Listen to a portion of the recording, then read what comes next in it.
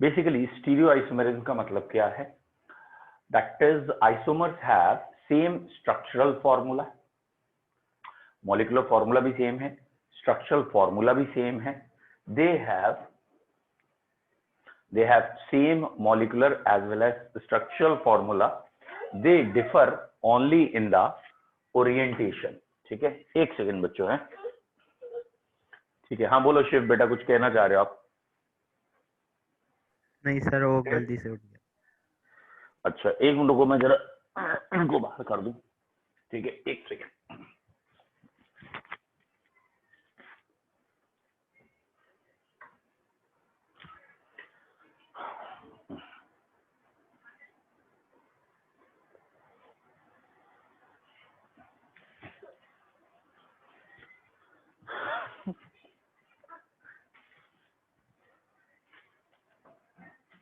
बेटा एक मिनट और रुक जाइए बस, चलो बेटा बाहर चलो।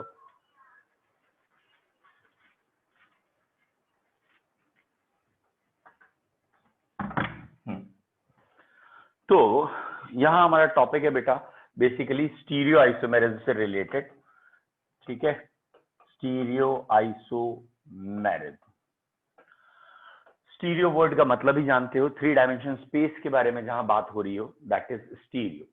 और यहां पे हम ये कह रहे हैं कि जो आइसोमर्स हैं उनमें सिर्फ और सिर्फ रिलेटिव अरेंजमेंट, एंगल्स, ये चीजें चेंज हैं। मतलब 3 डायमेंशन स्पेस में उनकी ज्योमेट्री चेंज है। This isomerism is termed as stereo isomerism. Okay, दो तरह की स्टीरियो आइसोमेरिज्म होती है बच्चों, एक कहलाती है डी फॉर्म और एक मतलब सॉरी दो तरह की स्टीरियो आइसोमेरिज्म है बेटा, one is optical and one is geometrical. Stereo isomerism किसे कहते हैं? Same molecular formula and structural formula, structure भी सेम है, मॉलिक्यूलर फॉर्मूला भी सेम है। तो अंतर काय में है? Different in orientation. 3 dimension space में जो ओरिएंटेशन है उसमें अंतर है। कोऑर्डिनेशन में ये बार फिर आएगी आइसोमेरिज्म, डी और एल वहां पे भी आएंगे इनऑर्गेनिक केमिस्ट्री में। अभी हम ऑर्गेनिक की बात कर रहे हैं, ठीक है। आज हमें जो पढ़नी है वो आइसोमेरिज्म है बेसिकली ऑप्टिकल आइसोमेरिज्म, ठीक है। What is optical isomerism? इसमें आइसोमर्स जो होते हैं उनमें जो अंतर होता है वो ऑप्टिक्स यानी लाइट के रिस्पेक्ट में होता है। What is the meaning light के रिस्पेक्ट में? बेटा एक लाइट है जिसे कह रहे हैं plane polarised light. Plane polarised light के पाथ में, जो लाइट जा रही है उसके पाथ में जब ये सब्सटेंस आ जाते हैं तो लाइट सीधे नहीं जा पाती, वो किसी एंगल से बेंट हो जाती है, टर्न हो जाती है। और वो सब्सटेंस जो लाइट को रोटेट कर सकते हैं, लाइट को डेविएट कर देते हैं अपने पाथ से, वो ऑप्टिकल एक्टिव होते हैं। तो हम क्या कहना चाहते हैं यहाँ पे? पहला वर्ड हमारा है पीपीएल, दैट इज पहले ये चीज हमें पता होनी चाहिए कि ये आइसोमेरिज्म पीपीएल के लिए है, प्लेन पोलराइज्ड लाइट के लिए है। बेटा एक लाइट है यूपीएल, अनपोलराइज्ड। अनपोलराइज्ड लाइट क्या है? इसके वाइब्रेशन हर प्लेन में है, इस लाइट को कहा जाता है अनपोलराइज्ड। और इसे निकोल प्रिज्म से पास कर दें, ठीक है, और ज्यादा हमें इसमें पढ़ना नहीं है क्योंकि फिजिक्स में इस साल पूरा एक चैप्टर है आपके यहाँ लाइट में, पोलराइजेशन ऑफ लाइट। और एक लाइट बनेगी यहां के बाद that is termed as PPL, plane polarised light, यानी वो लाइट जिसके वाइब्रेशन एक सिंगल प्लेन में है, वो एक प्लेन में ही मूव करेगी, that is plane polarised light. Simple language. बेटा आपने टॉर्च जलाई या मोमबत्ती जलाई, चारों तरफ रोशनी दिख रही है, ये हो गई अनपोलराइज्ड। अब हम कह रहे हैं लेजर टॉर्च जला रहे हैं, लेजर पॉइंटर्स जो होते हैं एक स्ट्रेट पाथ में जा रहा है, तो इसको हम कहना चाह रहे हैं, वो जो लेजर लाइट कहना चाह रहे हैं वो बेसिकली हमारे लिए, हमारे यहाँ के लिए क्या है? एक प्लेन में चल रही है लाइट है, that is plane polarised light. अब इन पोलराइज्ड लाइट जो है या पीपीएल जो है, इसके पाथ में ये सब्सटेंस आ गया, सपोज ग्लूकोज का एक्वा सॉल्यूशन आ गया, या और कोई सब्सटेंस आ गया, और ये देखा ये लाइट अब सीधी पास नहीं हो पा रही, जाना तो सीधे चाहिए, लेकिन यहां तीन कंडीशन हो सकती हैं, या तो लाइट क्लॉकवाइज बेंट हो जाए या एंटी क्लॉकवाइज, और या लाइट चेंज ही ना करे डायरेक्शन, सीधा निकल जाए। अगर लाइट में डेविएशन देखा गया क्लॉक या एंटी क्लॉकवाइज, तो ये सब्सटेंस तो कहलाएंगे ऑप्टिकल एक्टिव। ये वाला ऑप्टिकल एक्टिव है, ये वाला ऑप्टिकल एक्टिव है, ठीक है, और ये वाला सब्सटेंस कहलाएगा ऑप्टिकल इनएक्टिव। फिर से समझो क्या कहना चाह रहे हैं। हमने ग्लूकोज ली, या tartaric acid is the one of the good example. Tartaric acid, glucose, ऐसा कोई सब्सटेंस लिया, उसके सॉल्यूशन बना के रख दिया, अब लाइट बीम उसके ऊपर फॉल की। बेटा लाइट बीम जब फॉल की ना, तो लाइट बीम हो सकता है उससे सीधे निकल जाए बिना डेविएट हुए, यानी लाइट बीम फॉल की थी, हमारा सोचना तो ये था ये लाइट को डेविएट करेगा, हो सकता है लाइट को डेविएट ना करे, हो सकता है वो लाइट, जब हमने दूसरा सैंपल लिया वो क्लॉकवाइज डेविएट कर रहा था, तीसरा सैंपल लिया एंटी क्लॉकवाइज डेविएट कर रहा था। तो क्या पॉइंट आया कि सारी चीजें सेम है इसकी, melting point, boiling point, refractive index या और कोई प्रॉपर्टीज। तो इन दो आइसोमर्स, आइसोमर कब कहते हैं, जब दो चीजों का फॉर्मूला सेम हो और कुछ अंतर हो। तो इन दो चीजों में, इन या दो या तीन चीजें जो हमने ली हैं, इनमें सारी चीजें सेम है, सिर्फ एक चीज में अंतर है, प्लेन पोलराइज लाइट के रेस्पेक्ट में इनका बिहेवियर। प्लेन पोलराइज लाइट के रेस्पेक्ट में कभी लाइट क्लॉकवाइज चली जाती है, कभी एंटी क्लॉकवाइज, और हो सकता है लाइट बेंट ही ना हो, उसी फॉर्मूले से लाइट बेंट ही नहीं हो रही है। Is it clear? तो ऐसे सब्सटेंस जो पीपीएल के पाथ में आए और पीपीएल को डेविएट कर दें, ठीक है, प्लेन पोलराइज लाइट को डेविएट कर दें, ऐसे सब्सटेंस कहलाएंगे हमारे ऑप्टिकल एक्टिव सब्सटेंस, ठीक है। तो ये आइसोमेरिज्म जो है ये पीपीएल से है। अब एक पीपीएल बच्चा कोई पूछ रहा है क्या है, तो मैंने ये वैसे बताया है, लेकिन इसको आप ज्यादा फोकस मत करो, व्हाट इज पीपीएल, कैसे बनी, क्या है, बस इतना ध्यान रखना है कि अनपोलराइज लाइट उसे कहते हैं जिसके वाइब्रेशन हर प्लेन में होते हैं, और अगर सारे वाइब्रेशन लाइट के सिर्फ एक प्लेन में आए, लाइट एक सिंगल रे की तरह एक प्लेन में चलती जाए, तो वो लाइट कहलाई हमारी प्लेन पोलराइज। अब ये इस प्लेन में जा रही थी, सोल्यूशन बीच में आया और वो लाइट, मतलब आपने जैसे दैट इज पॉइंटर लिया, लेजर पॉइंटर, एक स्ट्रेट उसको हिट किया था तो सामने जाना चाहिए, लेकिन वो सामने जाने की जगह सोल्यूशन आते बेंट हो गया। तो लाइट जो थी, प्लेन पोलराइज लाइट जो थी, वो अपने पाथ से डेविएट हो गई। तो ऐसे सब्सटेंस जो पीपीएल को डेविएट कर देते हैं, उनमें ये आइसोमेरिज्म देखी गई है, ऑप्टिकल आइसोमेरिज्म। हम पढ़ क्यों रहे हैं, इतना इंपॉर्टेंट क्यों है ये? एक्चुअली बेटा अगर आपने ध्यान दिया हो, ग्लूकोज एक आता है ना, ग्लूकॉन डी, तो उसमें डी ना विटामिन डी नहीं है। ग्लूकॉन सी में सी विटामिन सी है, लेकिन ग्लूकॉन डी में विटामिन डी नहीं है।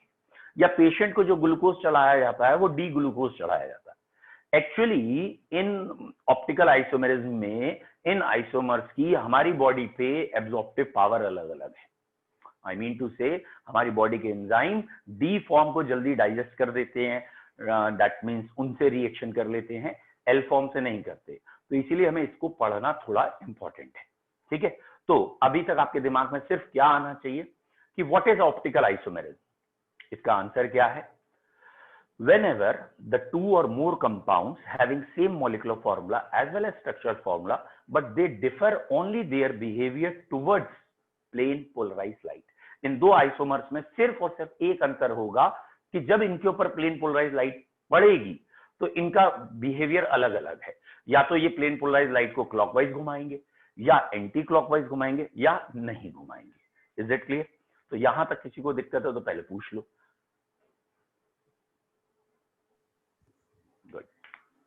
सर ये सॉल्यूशन करता है मतलब? देखो बेटा सीधी सीधी बात है, आप चाहें तो सॉलिड स्टेट में ले लें, but again it is common sense. अगर कोई चीज सॉलिड होगी तो एक दिमाग में आएगा शायद एजेस होती हैं, एंगल्स होते हैं, इसलिए सॉलिड में टकराया वो मुड़ गई, इसलिए सॉल्यूशन से समझाया जा रहा है।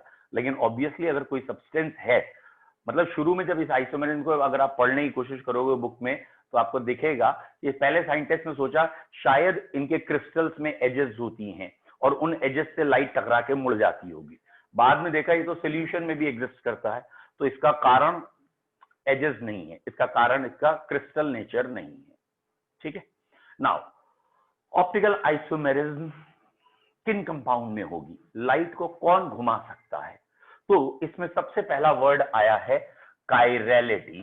ठीक है, कायरलिटी और कायरल वर्ड है। ठीक है, इसे कई लोग चिरल वर्ड पढ़ लेते हैं, कुछ कायरल पढ़ लेते हैं। वर्ड के प्रोनाउंसिएशन से कोई लेना देना नहीं है भैया, मतलब समझना है। यहां जो कायरल वर्ड है उसका बेसिक मतलब होता है डिसिमेट्री। ठीक है, बहुत ज्यादा डिटेल में इसमें अभी नहीं जा रहा। ठीक है, डिसिमेट्री, और ये वर्ड आया है हमारे पाम से। ठीक है, ये जो हाथ है या ये जो पाम है, इस पाम से ये वर्ड आया है। हम पाम को चाह के भी दो इक्वल हाफ में डिवाइड नहीं कर सकते। हम चाहें अगर इसे काट के दो इक्वल हाफ आ जाए, एग्जैक्टली दो सेम हाफ आ जाए, तो पॉसिबल नहीं है। तो बेसिकली कायरलिटी का मतलब भी यही है कि वो कंपाउंड जो एकदम डिसिमेट्रिक हो। बेटा सिमेट्री कितने टाइप की हैं, अब थोड़ा सा बताऊंगा, ज्यादा नहीं। सिमेट्री कितने टाइप की हैं, तो ये सॉलिड स्टेट में हम वैसे थोड़ा बहुत डिस्कस करते हैं। सिमेट्री होती है बेटा plane of symmetry, plane of symmetry. एक होती है बेटा सेंटर ऑफ सिमेट्री, और एक होती है एक्सिस ऑफ सिमेट्री, और एक और होती है यहाँ अल्टरनेट एक्सिस ऑफ सिमेट्री। तो बेसिकली चार तरह की सिमेट्री, या चलो तीन तरह की सिमेट्री तो सबसे कॉमन है, प्लेन, सेंटर और एक्सिस। आप ये मान के चलिए एक्सिस ऑफ सिमेट्री का कोई लेना देना नहीं है इस आइसोमेरिज्म में, चाहे वो प्रेजेंट हो या ना हो, हमें कोई मतलब नहीं। यानी ये आइसोमेरिज्म एक्सिस ऑफ सिमेट्री पे डिपेंड नहीं करती। ये आइसोमेरिज्म दो सिमेट्री पे अभी आपके लिए डिपेंड कर रही है। One is named as plane of symmetry and one is named as centre of symmetry. ठीक है, प्लेन ऑफ सिमेट्री और सेंटर ऑफ सिमेट्री पे आपको ज्यादा फोकस करना है, एक्सिस और अल्टरनेट एक्सिस ऑफ सिमेट्री पे कोई मतलब ही नहीं है। ठीक है, तो पहले हम ये देखेंगे कि सिमेट्री ना हो कंपाउंड में। ऑप्टिकल आइसोमेरिज्म अगर शो करना चाहता है तो कंपाउंड मस्ट बी कायरल। पूरा कंपाउंड, पूरे कंपाउंड में किसी भी तरीके की कोई भी सिमेट्री ना हो। सिमेट्री तो समझते होगे भाई, जैसे हमारी बॉडी बाइलेटरल सिमेट्रिकल कहलाती है, मतलब बीच से काटे ऐसे करके तो दो हिस्से दिख जाएंगे, नियरली एक जैसे हिस्से दिख जाएंगे, तो इसे बाइलेटरल सिमेट्री कहते हैं। हमें कोई लेना देना नहीं, ये बायो वाले जबरदस्ती आके कहें नहीं ऐसा वैसा। समझो केमिस्ट्री को, यहाँ की केमिस्ट्री समझनी। तो अब आपको क्या केमिस्ट्री समझनी ये देख लो बेटा। सिमेट्री ना हो, व्हाट इज सिमेट्री? सिमेट्री का मतलब क्या है कि जो कंपाउंड आपको दिया है वो किसी भी तरीके से दो इक्वल हाफ में डिवाइड ना हो रहा हो, किसी भी तरीके से। इसमें प्लेन ऑफ सिमेट्री वर्ड है, कोई भी प्लेन ऐसा नहीं होना चाहिए कि उस प्लेन से दो इक्वल हाफ आ जाए। समझ में आया? कोई भी प्लेन, अभी समझाऊंगा और मजा आएगा। और एक है सेंटर ऑफ सिमेट्री, वो थोड़ा सा हायर लेवल है कि एक सीधी लाइन खींच दें और उस सीधी लाइन के बीच के पॉइंट को अगर सेंटर का है तो इसके इधर और इसके उधर, मतलब इस पूरे डायगोनल में अगर सेम एलिमेंट दिख जाए इधर वाले और इधर वाले में, तो सेंटर कहलाता है। फिलहाल सेंटर अभी सेकंड पॉइंट है, पहले प्लेन ऑफ सिमेट्री या सिमेट्री समझना। ठीक है, फिर से आते हैं स्टार्टिंग से। कौन से कंपाउंड लाइट या पीपीएल को घुमा सकते हैं? पहला क्वेश्चन हमारा यही है कि which compound can rotate PPL. PPL को घुमाने के लिए कंडीशन क्या है? तो ये पाया गया है पीपीएल को घुमाने की बेसिक कंडीशन है chirality. Compound must be chiral, पूरा कंपाउंड कायरल होना चाहिए। कहने का मतलब पूरा कंपाउंड डिसिमेट्रिक होना चाहिए, उसमें प्लेन और सेंटर ऑफ सिमेट्री नहीं होने चाहिए। ठीक है, कोई कहता है क्या एक्सिस ऑफ सिमेट्री होना चाहिए? तो कहना है एक्सिस ऑफ सिमेट्री का कोई लेना देना नहीं है आइसोमेरिज्म से, क्योंकि कई ऐसे कंपाउंड मिले जिनमें एक्सिस ऑफ सिमेट्री है और आइसोमेरिज्म हो रही, और कई ऐसे कंपाउंड मिले हैं जिसमें सिमेट्री नहीं है और आइसोमेरिज्म हो रही है या नहीं हो रही। दैट मीन्स उसका कोई लेना देना नहीं। अब कायरलिटी के लिए सबसे पहला वर्ड आया है chiral carbon. Chiral carbon, carbon must be chiral, dissymmetric, या इसको हम एसिमेट्रिक कह देते हैं, ठीक है, एसिमेट्रिक कार्बन। तो कायरल या एसिमेट्रिक कार्बन क्या है? आई होप सो ये 11th स्टैंडर्ड में बहुत पूछा जाता है, टीचर से पूछते हैं तो आपको मालूम है। फिर भी ऐसा कार्बन जिसकी 4 वैलेंसी हो, ऑब्वियसली टेट्राहेड्रल, और वो चारों में डिफरेंट से जुड़ा हो, मतलब 4 वैलेंसी में चारों की चारों में कोई भी रिपीटिशन ना दिख रहा हो, ऐसे कार्बन को कहते हैं हम कायरल कार्बन। फिर से देखो क्या कहना चाहते हैं, ये कार्बन है, इस कार्बन की 4 वैलेंसी हैं, ये टेट्राहेड्रल होगा। तो बच्चों ये अगर समझ में आ गया तो मजा आ जाएगा कसम से, ये वाला पॉइंट अगर आपके समझ में आ जाए तो ये कार्बन की 4 वैलेंसी में 2 वैलेंसी ये रही और 1 वैलेंसी ये रही, तीसरी, ठीक है। आई होप सो जो बच्चे समझदार हैं वो समझ गए हम क्या दिखाना चाहते हैं। Is it clear? हम क्या दिखाना चाहते हैं? ये रही अगली वैलेंसी। अरे यार आया नहीं। डिसिमिलरिटी। हाँ बेटा अभी बता रहा हूँ, 1 मिनट बस, ठीक है। मुझे लगा था यहाँ ये थोड़ा बोल्ड आएगा, बोल्ड आया नहीं, इससे आएगा बोल्ड, ठीक है। हाँ ये हम दिखाना चाह रहे हैं, दिस वन सॉलिड वेज, या इसे वेज कहते थे, याद आया, ठीक है। और ये है वेज डैश, ठीक है। तुम वापस आओ यार, ये है वेज डैश, होपफुली याद आ गया हो, ठीक है। और इसमें ना चारों में अलग अलग ग्रुप लगे हों, यहां अगर ए लगा है तो यहाँ ए ना हो, बी हो, ए बी हो चुके तो ए बी नहीं आ सकते, यहाँ सी हो, यहाँ डी हो। अब एक आध ना महाशय ये कहने लगते हैं कि सर कार्बन से कार्बन लगा है, ये 2 सेम होगा। अब इसके अराउंड सिमिट्री देख रहे हो, इससे जो 4 लगे हैं वो अलग अलग हों, तो इससे ये कौन लगा है, ये नाम थोड़ी लिखा है कोई कार्बन, अलग लगा है, ये अलग है, ये अलग है, ये अलग है, ये 4 अलग है। बस ये पॉइंट समझ में आए तो मजा है। तो कौन सा कंपाउंड एसिमेट्रिक होता है बच्चों, या सॉरी कार्बन, जिससे जो 4 ग्रुप लगे हैं वो चारों के चारों क्या लगे हों बच्चों, डिफरेंट लगे हों, ठीक है। अब ये जो फोटो बनाया है इसे ऑप्टिकल आइसोमेर समझने के लिए सबसे इंपॉर्टेंट है बच्चों। जैसे मैं आपको इसको ना एग्जाम्पल से बता रहा हूं, ये मैंने 2 पेन ले ली है, ठीक है, ये वैलेंसी मान ली कार्बन की, ठीक है। और अब इसे समझने की कोशिश करिए, ये वैलेंसी 109 डिग्री 28 मिनट पे होनी है, तो 90 से थोड़ा बढ़ा, ठीक है, फॉलोड बाय, ठीक है। इसके बाद ये रहा तीसरा पेन, ये भी 109 28 पे होगा, और ये रहा चौथा पेन, ये भी 109 28 पे। तो ये वाला जो स्ट्रक्चर आएगा ना, इसको हम कहते हैं टेट्राहेड्रल। तो एक भाई टेट्राहेड्रल को जरा ध्यान से देखना, क्या कहना चाह रहे हैं, हर तरफ से एंगल 109 28 है। तो इसे पेपर पे कैसे बनाए, ये बोर्ड पे बनाए, ये कैसे बनाए? तो बेटा ये जो मैंने आगे 2 ब्लू कलर के रखे हैं ना, ये 2 ब्लू कलर के जो आपकी तरफ इस समय शायद आ रहे हैं, ये 2 ब्लू कलर वाले, ठीक है, ये हमने एक प्लेन में मान लिए, ये एक प्लेन में, और ये वाला ब्लैक जो मैं देख रहा हूं तो मेरी तरफ आ रहा है, ये प्लेन से बाहर की तरफ आ रहा है, और ये वाला ब्लैक जो नीचे हमने लगाया है, ये ऑब्जर्वर से दूर जा रहा है। तो अगर आपको समझ में आया हो क्या कहना चाह रहे हैं, इन 2 को हमने लगभग एक प्लेन में मान लिया है, ये प्लेन से मेरी तरफ आ रहा है, टुवर्ड्स ऑब्जर्वर है, और ये अवे फ्रॉम ऑब्जर्वर है। और सरल करें, इसे सीधा कर दें, इसे सीधा करें, ये प्लस वाला रेड क्रॉस वाला साइन दिख रहा है, अगर हमने सीधा कर दिया तो ये और ये आमने सामने आ गए हैं, ये और ये आमने सामने आ गए। आया समझ में क्या कहना चाहते हैं? ये और ये आमने सामने आ गए हैं, ये और ये आमने सामने आ गए हैं। Is it clear? थोड़ा बहुत तो आएगा ही धीरे धीरे, चिंता ना करिए। अब बच्चों क्या आपको ये समझ में आया?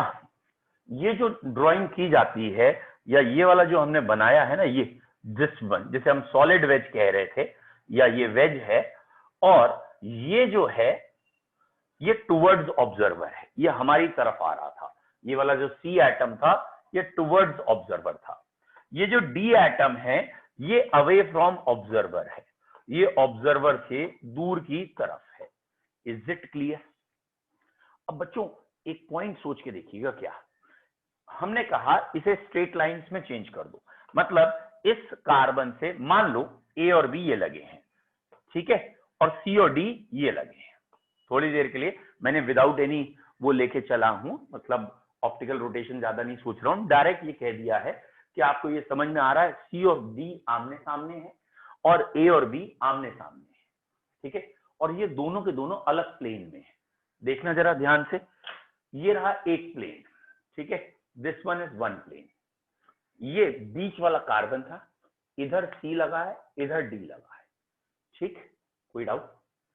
ये रहा दूसरा प्लेन, ये प्लेन अलग हो गया ना, ये इधर का प्लेन है, ये ऊपर वाला प्लेन है, ये ऐसे वाला प्लेन है, तो इस प्लेन में दो लगे हैं ऊपर नीचे इधर को, ठीक है। अब ये क्योंकि अलग अलग प्लेन की कहानी है, सोच के देखिए शायद आपको समझ में आ गया हो। अगर यहां H लगा है और यहां भी H लगा है, अगर यहां और यहां H लगा है, सिमेट्री आ गई। दिमाग चला कैसे सिमेट्री आ गई? अगर ये दो ग्रुप सेम हो गए तो ये दो ग्रुप हैं कैसे, मालूम है ना, या तो ये इस प्लेन में है या इस प्लेन में है, तो उस प्लेन में देखोगे इधर और इधर क्या दिखेंगे, सेम, और इधर इधर सेम दिख गए तो आप क्या कहोगे, सिमेट्री आ गई। अगर यहां CH3 लगा है और यहां CH3 लगा है, सिमेट्री आ गई। कैसे सिमेट्री आ गई जरा सोच के देखो। जैसे आपने इस प्लेन को, अगर ये आप तक दिख रहा हो, नहीं तो मैं इधर कर देता हूं, ये है बेटा, ये प्लेन लगा है, हमने इस प्लेन के अराउंड देख रहे हैं, इधर और इधर एक जैसे ग्रुप दिखे तो सिमेट्री आ गई। हम इस प्लेन के अराउंड देख रहे हैं, इस प्लेन के ऊपर और नीचे देखा, एक जैसे ग्रुप दिख गए, सिमेट्री आ गई। और कोई जरूरी थोड़ी है यही दो प्लेन देखने हैं, भैया प्लेन तो सारे ही देखने हैं। मान लो आप इस प्लेन के अराउंड देख रहे हो तो ये और ये भी एक प्लेन में दिखेंगे, मतलब इधर और इधर, तो अगर ये दोनों सेम हो गए फिर सिमेट्री आ गई। तो जो 12th स्टैंडर्ड या सॉरी 11th स्टैंडर्ड में आपको पढ़ाया गया है, आई होप सो सभी को पढ़ाया गया और सब जानते हैं क्या, कि अगर एक कार्बन चारों तरफ डिफरेंट से जुड़ा है तो एसिमेट्रिक है। कोई भी दो सेम हो गए तो वो सिमेट्रिक हो जाता है या वो एसिमेट्रिक नहीं कहलाता। आई होप सो समझ में आया। चारों डिफरेंट होना क्यों जरूरी है? चारों डिफरेंट होना इसलिए जरूरी है कि अगर कोई भी दो एक जैसे आ गए, कोई भी दो, तो उस प्लेन के अराउंड सिमेट्री दिखने लगेगी, वो वाला प्लेन आपको सिमेट्रिकल दिखना लगेगा। इसलिए चारों तरफ से क्या होना चाहिए, अलग एटम से घिरा होना चाहिए। Is it clear? क्या बच्चों आपको ये समझ में आया सबको कि एसिमेट्रिक कार्बन में जो 4 वैलेंसी लगी होती हैं, चारों का अलग होना जरूरी क्यों है? जिन चारों का आपस में अलग होना जरूरी क्यों है? क्योंकि कोई भी ऐसा प्लेन नहीं आना चाहिए जिस प्लेन के इधर और इधर एक जैसी चीजें आ जाए, इसलिए चारों तरफ क्या होना चाहिए, अलग अलग। ये समझ में आया सबके? सिंपल में चेंज करते हैं सर। एसिमेट्रिक कार्बन क्या है? एसिमेट्रिक कार्बन वो कार्बन है जिससे 4 डिफरेंट एटम या ग्रुप्स जुड़े हों, और अगर 4 डिफरेंट एटम या ग्रुप जुड़े होंगे तो उस कार्बन को एसिमेट्रिक या कायरल कार्बन कहेंगे। ठीक है, इसकी पहचान का एक तरीका और है कि अगर इसकी मिरर इमेज कभी बनाएंगे तो इसकी मिरर इमेज इसके ऊपर सुपर इम्पोज नहीं होगी, तो ये non super imposable mirror images बनाता है। अब इसको भी देखते हैं अभी, ये मिरर इमेज कैसे बनाई जाए और फिर वो नॉन सुपर इम्पोजेबल क्यों हो। ठीक है, मिरर इमेज। हाँ बेटा, एक आध बच्चा कुछ बोल रहा था, रुक जाओ बेटा, एक बच्चे ने कभी बोला था अभी, बोलो बेटा, पूछो। सर ये जो सर आइसोमेरिक हो रही है, ऑप्टिकल आइसोमेरिक, सर ये एसिमेट्रिक सर कायरल कार्बन में क्यों हो रही है? ठीक है बेटा, क्वेश्चन समझो एक बारी, आप देखो क्या हम पढ़ रहे हैं उसको सोचो, तुरंत आंसर मिल जाएगा। क्या हुआ, कुछ कंपाउंड ऐसे मिले जो लाइट के पास में आ रहे थे और लाइट को रोटेट कर रहे थे, यानी लाइट उनसे सीधी नहीं जा पा रही थी, जैसे ही वो पास में आ रहे थे लाइट मुड़ जा रही थी। अब जो जो लाइट को मोड़ रहे थे उनमें एनालाइज किया कि लाइट मोड़ने के लिए क्या चीज कॉमन है, कि जिसको भी देख रहे हैं जो भी लाइट मोड़ रहा है या लाइट के पास में आने के बाद लाइट को डेविएट कर रहा है, तो उसमें क्या कॉमन है, तो सब में ये कॉमन मिला। क्या मिला? Chiral carbon. जिस जिसमें कायरल कार्बन नहीं, सॉरी, कायरल कंपाउंड मिला, जिस जिस कंपाउंड में, क्योंकि ये आइसोमेरिज्म खाली कार्बन की नहीं है, कोऑर्डिनेशन में भी पढ़नी है अभी आगे, तो जिस जिस चीज में हमें डिसिमेट्री दिखी, किसी भी तरह की सिमेट्री नहीं थी, तो उस चीज में ये प्रॉपर्टी पाई गई, प्रॉपर्टी है, नेचर है, कि उस चीज में जैसे ही पीपीएल जाती है, प्लेन पोलराइज्ड लाइट जाती है, तो वो डेविएट हो जाती है, किसी एंगल से टर्न हो जाती है, वो सीधे नहीं जा पाती। तो ये ऑप्टिकल आइसोमेरिज्म की कंडीशन निकल के आ गई कि ये ऑप्टिकल आइसोमेरिज्म करने के लिए कंडीशन हो गई। तो ये रिजल्ट से आया है, आप ये कह सकते हो कि हमने अलग अलग रिजल्ट देखे, अब रिजल्ट से हमने इस थ्योरी को निकाल लिया। हाँ बेटा प्रभा बसु, अब आप पूछो। सर अगर डिफरेंट प्लेन में सेम स्पीशीज हो? हाँ बेटा, कोई भी प्लेन, कॉमन सेंस है, अगर आप, मेरे हिसाब से शायद आप ये कहना चाह रहे हो कि ये प्लेन और ये प्लेन अलग अलग है, यहाँ ए है और यहाँ भी ए है ना, शायद ये कहना चाह रहे हो। अरे Yes, मेरे लाल सुन तो ले मेरी बात बेटा, खाली एक ही प्लेन के अराउंड थोड़ी देखेगा। जब हम सॉलिड स्टेट में सिमेट्री पढ़ते हैं तो आपको अगर पता हो, प्लेन ऑफ सिमेट्री 9 टाइप की होती हैं, 6 होते हैं डायगोनल प्लेन और 3 होते हैं रेक्टेंगुलर प्लेन। शायद समझ में आ रहा हो मेरी बात क्या कह रहा हूं। 6 डायगोनल प्लेन और 3 रेक्टेंगुलर प्लेन क्या होते हैं?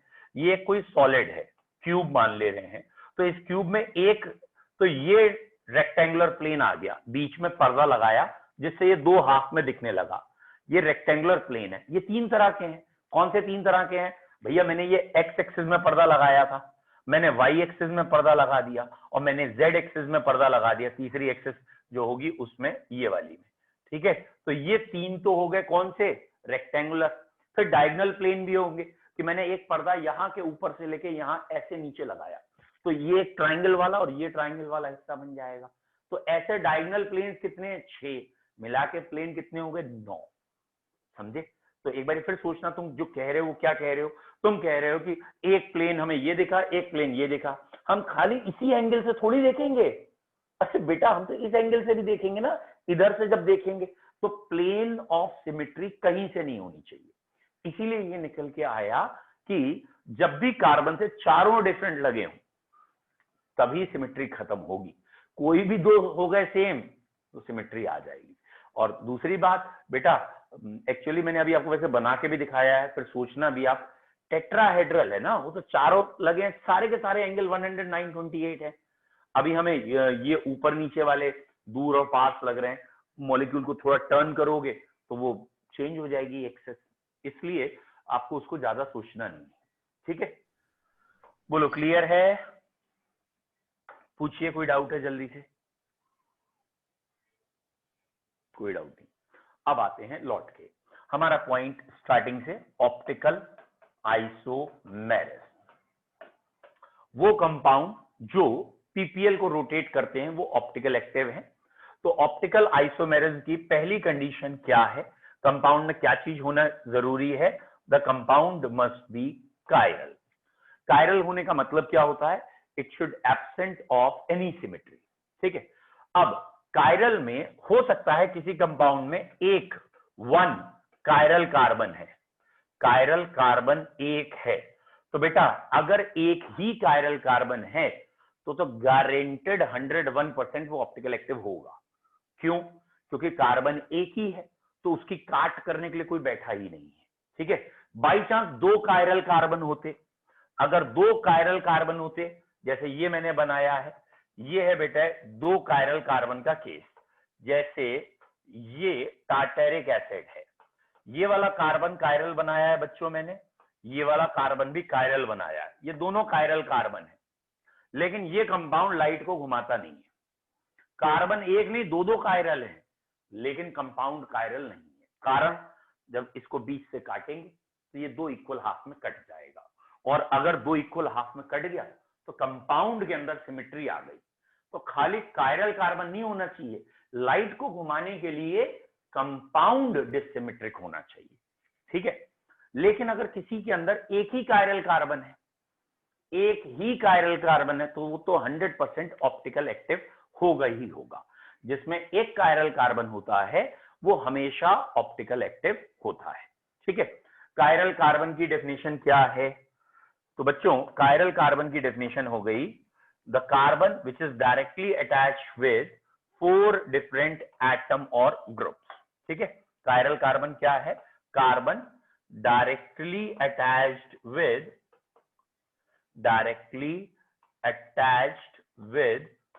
4 डिफरेंट एटम्स एंड ग्रुप्स। ठीक है, एटम्स और ग्रुप्स। एंड बेटा कायरल कार्बन में तो यही है, लेकिन कायरल कंपाउंड में हम कहते हैं कि mirror image should not super impose on it. तो यहां पे एक वर्ड याद रखना है, non super imposable mirror image. ठीक है, non super imposable mirror image. अब ये क्या नाटक है non super imposable mirror image? सरल भाषा में समझते हैं, जल्दी समझ में आएगा बेटा। बुकिश लैंग्वेज तो ये है, non super imposable mirror image का मतलब कि ये कार्बन है, यहाँ ए लगा है, यहाँ बी लगा है, यहाँ सी लगा है, यहाँ डी, ये टेट्राहेड्रल मानना है और ये इसकी मिरर इमेज आएगी। तो यहाँ ए दिखेगा, यहाँ डी दिखेगा, लेकिन इसे ना इधर से उठा के उलट के रखना है, तो यहाँ बी के सामने बी और यहाँ सी दिखेगा।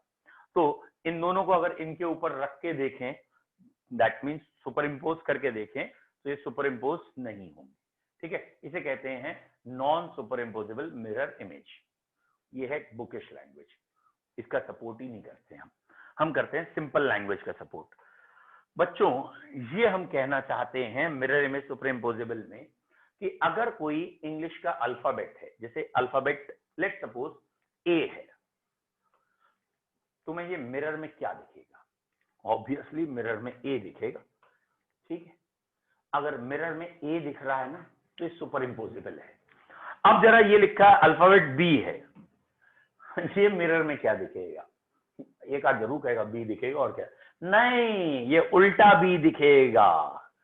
अगर ये उल्टा बी दिखेगा तो ये है नॉन सुपर इम्पोजेबल।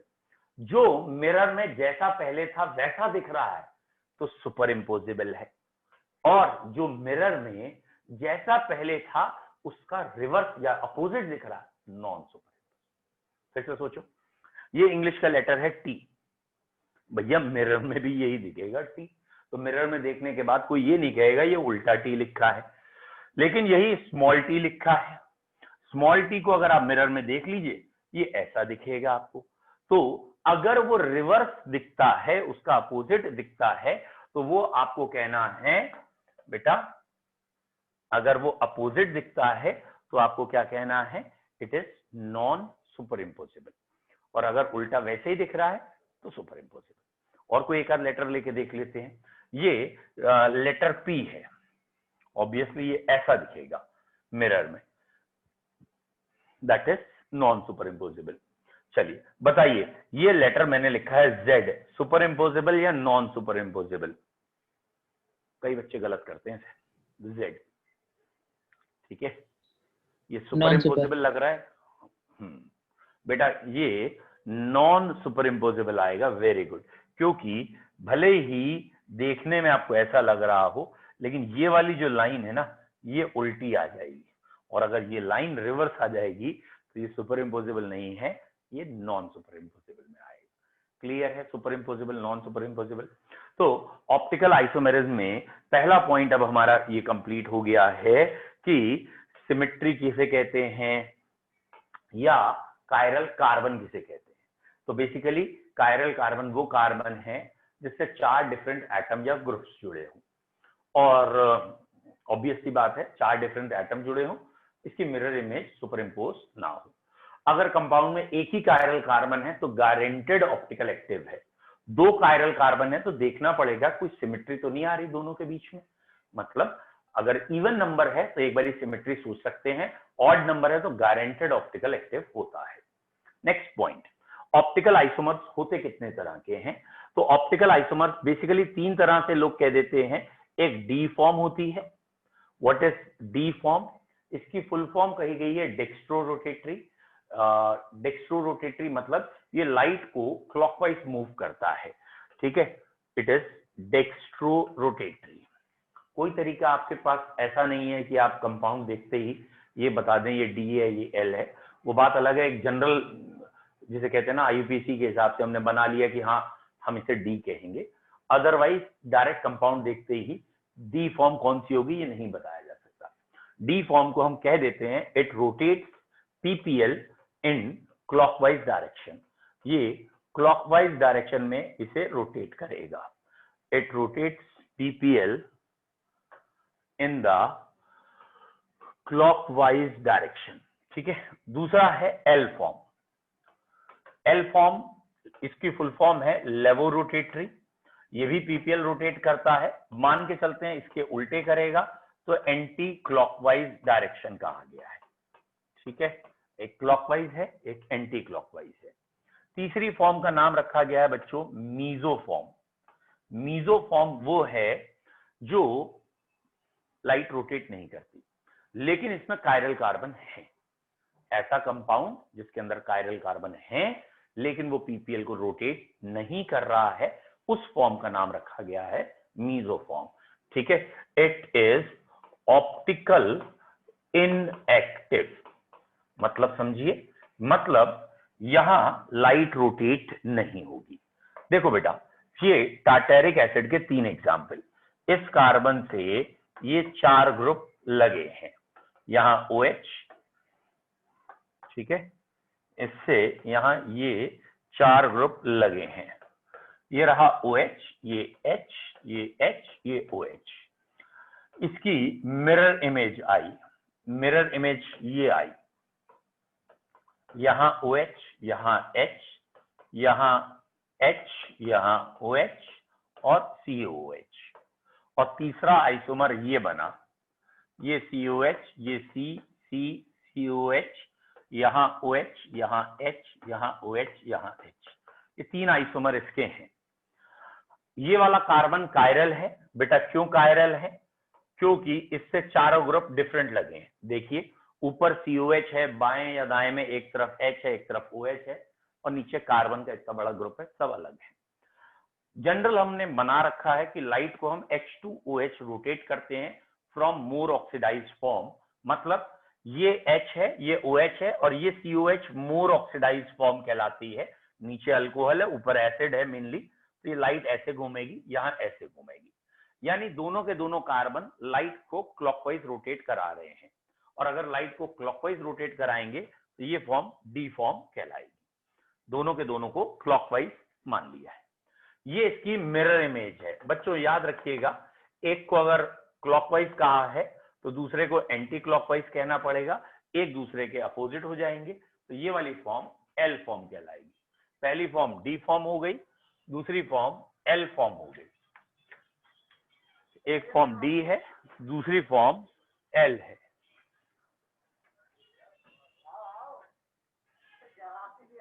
ठीक है, एक डी है एक एल है, ठीक है। पूछो बेटा क्या पूछना है? सर लाइट को H2OH रोटेट कराएंगे? रोटेट नहीं, ये तो एक जस्ट वो माना हुआ है कि एजम्पशन कि सब बच्चों का आंसर सेम आ जाए, पूरी क्लास का पूरे उसका, जिससे कि पेपर पे जब हम बताएं या एग्जाम में जब शो करें तो बच्चे और टीचर का या आपस में सबका सेम है। तो एक जस्ट एक अंडरस्टैंडिंग है, अदरवाइज और कुछ नहीं है। लाइट को H2OH रोटेट दिखाएंगे टुवर्ड्स COH या ये कहें मोर ऑक्सीडाइज फॉर्म। अब इसमें अगर आप मूव कराएंगे तो ये आधा हाफ क्लॉकवाइज दिखेगा, आधा हाफ एंटी क्लॉकवाइज, और दोनों कार्बन एकदम सेम पावर के हैं, मतलब दोनों कार्बन से सेम ग्रुप लगे हैं, ठीक है। ऑप्टिकल एक्टिविटी को मेजर किया जाता है और इस मेजर को कहते हैं स्पेसिफिक रोटेशन। तो स्पेसिफिक रोटेशन इन दोनों कार्बन का सेम है, तो इस फॉर्म को हम कह देते हैं मीजो फॉर्म, और ये लाइट को नहीं घुमाएगा। यानी इन तीनों का फॉर्मूला सेम है, लेकिन एक लाइट को ओवरऑल क्लॉकवाइज घुमा रहा है, एक लाइट को एंटी क्लॉकवाइज घुमा रहा है, और एक लाइट को नहीं घुमा रहा है। तो ये वाला ऑप्टिकल इनएक्टिव हो गया, ये दोनों ऑप्टिकल एक्टिव हो गए। इन दोनों को कह देते हैं, इन आइसोमर्स को एनांशियोमर्स। इनके लिए एक वर्ड यूज किया जाता है एनांशियोमर्स। What are enantiomers? वो ऑप्टिकल आइसोमर्स जो एक दूसरे के मिरर इमेज हैं, लाइट को घुमाते भी हैं, मतलब ये ऑप्टिकल एक्टिव होते हैं लाइट को घुमा रहे हैं, ऑप्टिकल एक्टिव हैं और एक दूसरे की मिरर इमेज है। तो एक वर्ड दे दिया गया है एनैंशियोमर्स। तो जो लाइट को घुमाएंगे और एक दूसरे की मिरर इमेज होंगे, यानी अगर ये +50 डिग्री से लाइट को क्लॉकवाइज घुमा रहा है तो गारंटेड ये -50 डिग्री से एंटी क्लॉकवाइज घुमाएगा, दोनों का स्पेसिफिक रोटेशन सेम होगा। तो ये दोनों कहलाएंगे एनैंशियोमर्स। तो इन दोनों को क्या कहें? इन दोनों को सिंपली हम कह देते हैं diastereomers. Diastereomers. Basically what is the meaning of diastereomers? दो स्पेस आइसोमर्स हैं, उन्हें डायास्टीरियोमर्स कहते हैं, चाहे वो डी है, एल है, मीजो है, इससे मतलब नहीं। तो ये दोनों डायास्टीरियोमर्स कहलाएंगे, यानी डी एंड मीजो। ये दोनों डायास्टीरियोमर्स कहलाएंगे, L and meso, D and meso diastereomers. And D and L एक ही कंपाउंड की डी है, उसी कंपाउंड की एल है, तो ये क्या कहलाएगी? This will termed as enantiomers. ठीक है, तो ये ध्यान रखना है कि अगर कभी किसी ने कह दिया एनैंशियोमर्स तो कॉमन सेंस की बात है, वो ऑप्टिकल एक्टिव तो होगा ही होगा, वो लाइट को घुमाएगा ही, तभी तो एनैंशियोमर है। ठीक है, तो ये हुआ हमारी हेडिंग कि what are D form, L form and meso form. Enantiomers किसे कहते हैं? एक फॉर्म आर्टिफिशियल है जिसे रेसिमिक मिक्सचर कहते हैं। हमने डी लिया 50%, 50% एल लिया, मतलब एक ही कंपाउंड का डी, उसी कंपाउंड का एल बराबर बराबर इक्विमोलिकुलर मिक्सचर में बना दिए, दोनों के इक्वल मोल्स उठा के मिला दिए। अब 50% डी है, 50% एल है, एक ही कंपाउंड का है, यानी दोनों एनैंशियोमर्स को मिलाया गया है, लाइट नहीं घूमेगी। ये वाली फॉर्म कहलाती है रेसिमिक मिक्सचर। तो रेसिमिक मिक्सचर क्या है? जहां लाइट नहीं घूमेगी ड्यू टू एक्सटर्नल कंपनसेशन। मतलब मीजो फॉर्म में इंटरनल कंपनसेशन था। मीजो फॉर्म में क्या था बेटा कि डी फॉर्म और एल फॉर्म, अगर आपने अभी ध्यान दिया हो, मीजो फॉर्म में आधा क्लॉकवाइज आधा एंटी क्लॉकवाइज, इंटरनल, अंदर ही हो रहा काम, इंटरनल कंपनसेशन। और रेसिमिक मिक्सचर में क्या है? एक कंपाउंड की डी और उसकी एल दोनों को इसमें मिलाया गया है बराबर बराबर। जब दोनों को बराबर बराबर मिलाया गया है तो एक दूसरे को कंपनसेट यानी कैंसिल आउट कर रहे हैं, तो ये वाली फॉर्म कहला रही है आपकी racemic mixture. Obviously racemic mixture हमारा डायरेक्ट नहीं है, ये एक मिक्सचर है, यानी दो फॉर्म्स को उठा के मिला के बनाया गया है। डी, एल और मीजो नेचुरल एग्जिस्टेंट फॉर्म जो इंडिविजुअल अपार्ट एग्जिस्ट करती है। यहां तक कोई डाउट है तो पूछिए।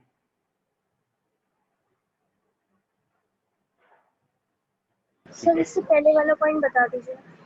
कौन सा? एनैंशियोमर्स के बाद जो आपने बताया था इसके ऊपर। एनैंशियोमर में हमने तो बेटा सिर्फ ये बताया है, वो चीजें एनैंशियोमर कहलाती हैं जो एक दूसरे के साथ मिरर इमेज हों, वो एनैंशियोमर है।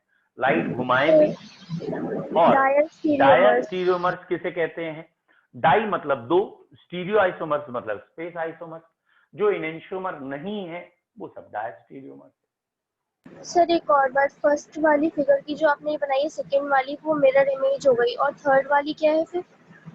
नहीं है मिरर इमेज। ये दोनों मिरर इमेज दिख रही हैं, ये नहीं है, मतलब फॉर्मूला सेम है। ध्यान से देखो, इस कार्बन से जो ग्रुप लगे हैं HOH, COH और नीचे कार्बन, वही यहां है, वही यहां है। इस कार्बन से भी वही ग्रुप लगे हैं, लेकिन पूरे कंपाउंड में कुछ अरेंजमेंट ऐसा हो गया कि सिमेट्री आ गई। यहां सिमेट्री आ गई, सिमेट्री आ गई तो लाइट नहीं घूमेगी, सिमेट्री नहीं है लाइट घूमेगी। तो ऑप्टिकल आइसोमर्स बेसिकली दो तरह के हैं, एक ऑप्टिकल एक्टिव होते हैं जो लाइट घुमाते हैं, एक ऑप्टिकल इनएक्टिव होते हैं, ये लाइट नहीं घुमा रहे, और इसी फॉर्मूले के ये दोनों लाइट घुमा रहे हैं। तो optical isomer inactive, optical active. Optical active फिर दो तरह के होते हैं, ये लाइट को क्लॉकवाइज घुमाएगा, एक लाइट को एंटी क्लॉकवाइज घुमाएगा। तो इनके लिए वर्ड यूज कर लिया एनैंशियोमर्स, और ये एक एक्टिव है और एक इनएक्टिव है, तो सिंपल डायास्टीरियोमर्स मतलब दो स्पेस के आइसोमर्स हैं। दो स्पेस के आइसोमर्स मतलब दोनों का फॉर्मूला सेम है, स्ट्रक्चर सेम है, बस एक लाइट को घुमा रहा है और एक बिल्कुल नहीं घुमा रहा, तो ये कहला रहे हैं एनैंशियोमर्स, डायास्टीरियोमर्स। बोलो बच्चों, क्लियर है यहां तक? ठीक है, अब आपको नोट्स भी भेज दिए हैं। हाँ बेटा पूछो प्रभाव से। सर अभी क्लास के बाद कॉल कर लूँ आपको? बेटा अभी मेरा अगला क्लास भी है ना, 7 बजे तक तो लगातार बैच होते। ठीक है, 7 बजे बात करो। ओके सर वो आपने रेसिमिक वाला बताया था, वो एक बार और बता दीजिए। बेटा रेसिमिक में तो कुछ है ही नहीं, सोच के देखो क्या कह रहे हैं। डी और एल दो अलग अलग हैं, एक ये है एक ये है। अब हमने 10 मोल इसके लिए 10 मोल इसके लिए दोनों को मिला दिया, एक नया सोल्यूशन बनाया जिसमें दोनों के बराबर बराबर मोल्स हैं। जब दोनों के बराबर बराबर मोल्स हैं तो दोनों एक दूसरे को काटने को दौड़ेंगे, मतलब एक लाइट को क्लॉकवाइज घुमाना चाहेगा, एक एंटी क्लॉकवाइज, तो एक दूसरे को काटने को दौड़ने कहने मतलब कंपनसेट करेंगे, और ओवरऑल लाइट कहीं नहीं घूमेगी, यानी ये भी ऑप्टिकल इनएक्टिव हो जाएगा। कौन? Racemic mixture. रेसिमिक मिक्सचर क्या है? इनएक्टिव। चलो बच्चों क्लियर है अब यहां तक? वेरी गुड, ओके बेटा।